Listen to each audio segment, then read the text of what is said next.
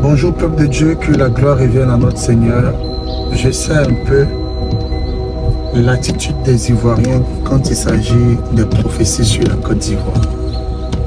Mais je suis obligé d'en parler parce que le Seigneur m'en a demandé. Il m'a parlé de certains changements qui auront lieu en Côte d'Ivoire il y a bien 2 ans, 1 an en arrière.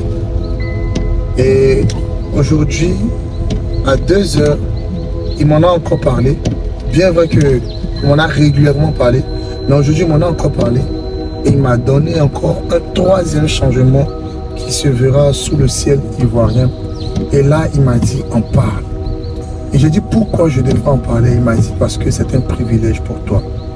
Alors je me tiens dans ce privilège pour venir vous annoncer 3 grands changements majeurs qui auront lieu en Côte d'Ivoire, notamment concernant le nom du pays.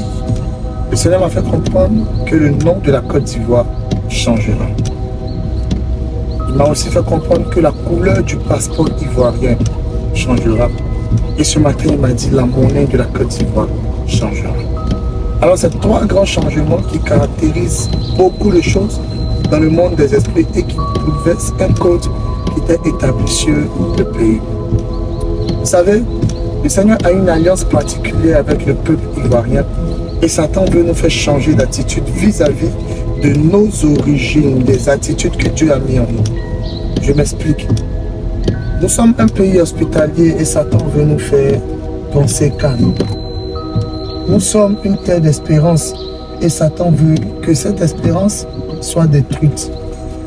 Alors aujourd'hui, les Ivoiriens parlent le langage de l'Ivoirien d'abord. Les Ivoiriens parlent le langage de la non-hospitalité. Et c'est pas ce que Dieu a mis en nous. C'est bel et bien parce que nous sommes ce que nous sommes que l'Éternel ne nous oublie pas, ne nous abandonne pas et il ne fait que parler dans notre nation.